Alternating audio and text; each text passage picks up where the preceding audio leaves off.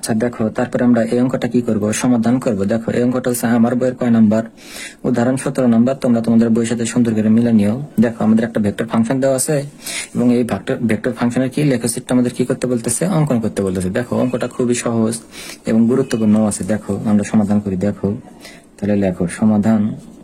তো সবার প্রথমে যে কাজটা করতে হয়, সব অঙ্কের ক্ষেত্রে মানে অঙ্কটা তুলে নিতে হয়। তাহলে তোমরাও তুলে নাও। প্রদত্ত ভেক্টর ফাংশন,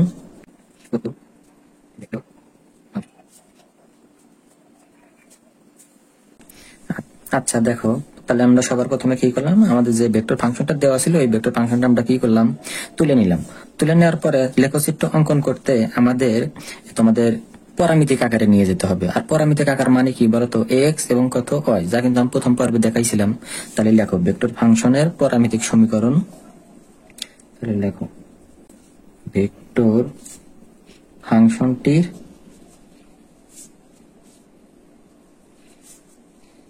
পরামিতিক সমীকরণ।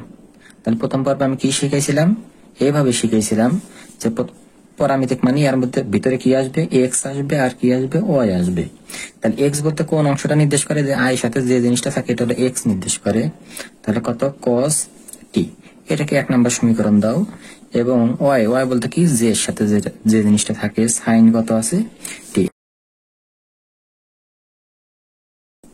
এটা আমরা কয় নাম্বার দিলাম, 2 নাম্বার। দেওয়ার পরে কি করবা, দেখো একটু কাজ করবে, 1 আর 2 বর্গ করে যোগ করবে। 1 ও 2 বর্গ করে যোগ করে পাই। তাহলে বর্গ করো। তাহলে আমরা সমান বাম সাইডটা আগে লিখি। যদি বর্গ করি, বর্গ মানে স্কোয়ার করে দেওয়া। এই যে এক্স স্কোয়ার দিলাম আর কি দিলাম, ওয়াই স্কোয়ার দিলাম। আর এই সাইডে কি থাকলো, তাহলে কস স্কোয়ার টি। আর এখানে কি আসবে আমাদের, সাইন স্কোয়ার কি আসবে, টি আসবে। এখন দেখো তাহলে এই সাইডে আমাদের কি থাকলো, এক্স স্কোয়ার আর কি থাকলো, ওয়াই স্কোয়ার। আর তোমরা সবাই জানো sine square theta plus cos square theta সমান 1 লেখা যায়। তেমনি এখানে কি দেওয়া আছে, থিটার পরিবর্তে টি দেওয়া আছে। তাহলে সাইন স্কোয়ার টি প্লাস কস স্কোয়ার টি সমান কত লেখা যাবে, 1 লেখা যাবে। তাহলে এটা কার চেহারার মতো পড়তেছে বলতো, এটা কিন্তু আমাদের একটা বৃত্তের সমীকরণ পড়তেছে। বৃত্তের একটা আদর্শ সমীকরণের মান আছে, বৃত্তের সাধারণ সমীকরণ, বৃত্তের সাধারণ ধরো সমীকরণ, আমি এখানে লিখি সমীকরণ। তাহলে বৃত্তের সাধারণ সমীকরণটা কিরকম ছিল, এরকম ছিল, এক্স মাইনাস আলফা। এই জিনিসটা ভালো করে মনে রেখো, এটা কিন্তু চ্যাপ্টার 2A নাই বিতে শেষের দিকের কিছু অঙ্ক আছে, ওখানে আমাদের বৃত্তের সমীকরণ নির্ণয় করা লাগে। তারপরে ধরো তোমার ওয়াই মাইনাস কত বিটা ছিল, তারপর স্কোয়ার ছিল, সরি। আর এখানে ব্যাসার্ধ, যে কোনো কিছু একটাই হতে পারে।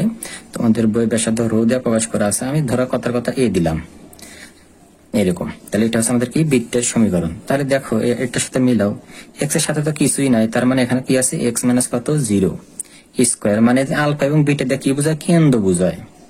এবং ওয়াই মাইনাস এই যে 0 তারপর স্কোয়ার, আর এখানে এরপর স্কোয়ার দিলাম। তাহলে এই জিনিসটা কি বোঝায়, আমাদের কেন্দ্র বোঝায়। তাহলে 0 তো দাম নাই, তাহলে স্কোয়ারটা যখন এক্স এর পর এসে পড়বে এক্স স্কোয়ার, স্কোয়ারটা যখন ওয়াই এর পর এসে পড়বে কি হবে, ওয়াই স্কোয়ার, আর এখানে কি আছে, স্কোয়ার। তাহলে আমরা কি লিখবো, ইহাই একটি আমাদের কি, বৃত্তের কি সমীকরণ, এবং যার কেন্দ্র কত, 0 0, এবং এই যে এখানে যেটা থাকে এটাকে বলা হয় ব্যাসার্ধ। ব্যাসার্ধ কত আমাদের, 1। তাহলে আমি এই কথাটা লিখি, দেখো তাহলে লেখো যে ইহা একটি বৃত্তের সমীকরণ,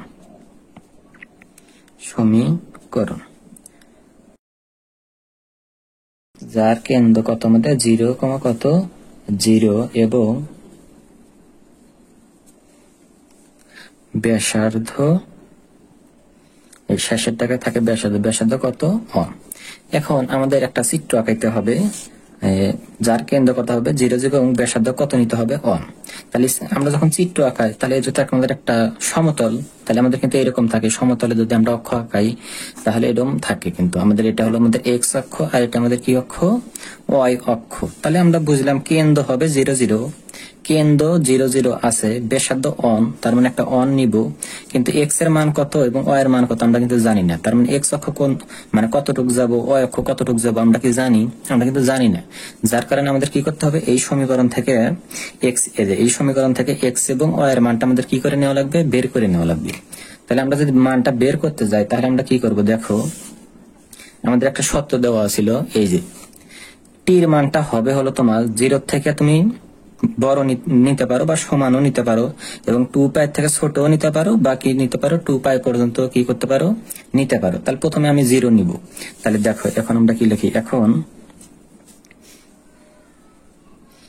এখন টি সমান 0 হলে 1 ও 2 নং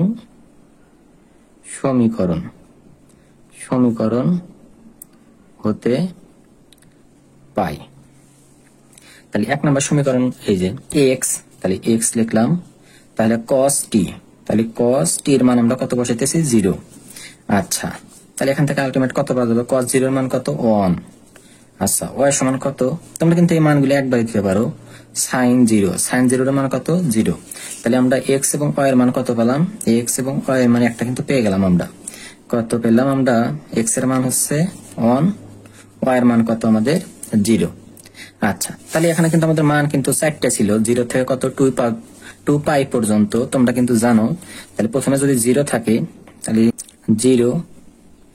0 অথবা 0, এই এখান থেকে এই পর্যন্ত কত বলতো, এখান থেকে এই পর্যন্ত হলো 90 ডিগ্রি। আচ্ছা, আমরা প্রথমে আগে বাংলা লিখি 90, তারপরে পুরো আটুক আসতে পেলে আমাদের এখানে কত হয়, 180 ডিগ্রি হয়, তারপরে এখানে মনে হয় 270 ডিগ্রি হয়, তারপরে এখানে কত হয়, 360 ডিগ্রি হয়।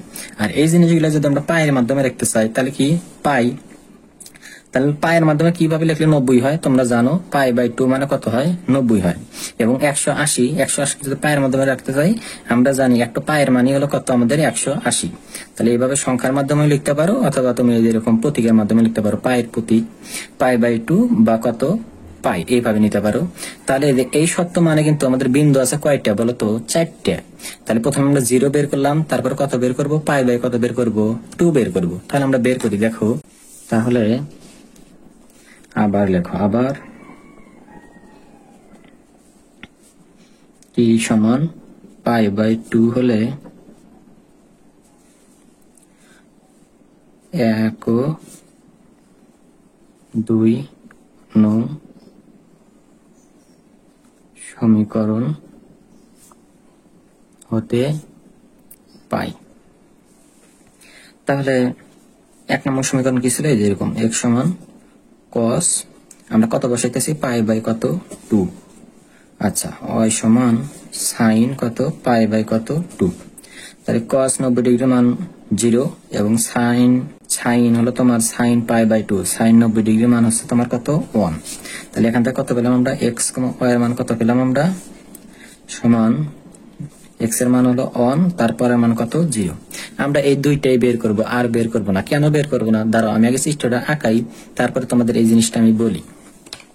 তার আমি খালি এখানে তোমাদের ধারণা দিই, তোমরা পেন্সিল এবং কম্পাস দিয়ে চিত্রটা এঁকে নিও। দেখো, তাহলে আমাদের চিত্র আঁকাতে হবে সমতলে। সমতল বলতে আমাদের দুইটা অক্ষ থাকে, এক্স অক্ষ থাকে এবং কি থাকে, ওয়াই অক্ষ থাকে। তাহলে আমরা দেখলাম এটাকে 0 লেখা যায়, এটা পাই বাই 2 দেওয়া যায়, এবং এটা পাই লেখা যায়, এটা মনে হয় কত দেওয়া যায় আমার মনে নাই, মানে এটা 270 বানাইতে পায়ের সাথে যা হিসেব করে ভাগ দেওয়া লাগে এটা, এবং এটা লেখা যায় কত, লেখা যায় 2 পাই লেখা যায়। এই জিনিসটা সম্ভবত মান হতে পারে 3 পাই বাই কত আমাদের 2 হতে পারে।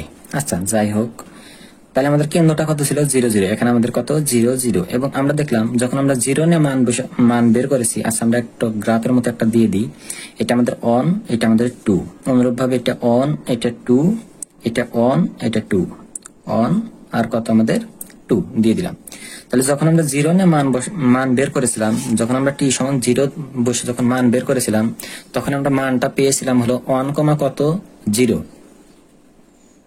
তার মানে x এর মান কিন্তু আমাদের 1, x এর মান 1 বলতে এখানে y এর মান 0 বলতে উপর দিকে y এর মান হয়, তো y এর মান তো 0, তার মানে উপরে কোনো মানে ওটার সুযোগ নাই। তাহলে একটা বিন্দু কিন্তু এই দিক, একটা বিন্দু আমি কোথায় পেলাম, এখানে পেলাম। আচ্ছা, তারপরে যখন আমরা পাই বাই 2 নিয়ে হিসাব করেছিলাম, যখন পাই বাই 2 নিয়ে হিসাব করেছিলাম তখন কত পেয়েছিলাম, x এর মানও 1 পেয়েছিলাম, কি ব্যাপার, এখানে এক্স এর মান তো 0, তার মানে এই মানটা কিন্তু আগে লেখা লিখতো 0, তারপরে কত 1, সরি। আচ্ছা দেখো, তাহলে এক্স এর মান কিন্তু আমরা 0, কিন্তু ওয়াই এর মান কত বলতো 1, ওয়াই এর মান কোনটাই 1। তাহলে প্রথম মান পেলাম এখানে, দ্বিতীয় মান পেলাম এখানে, তার মানে কোন দিক যাচ্ছে বলতো, মানে বৃত্তটা কিন্তু আমাদের এই দিক যাচ্ছে।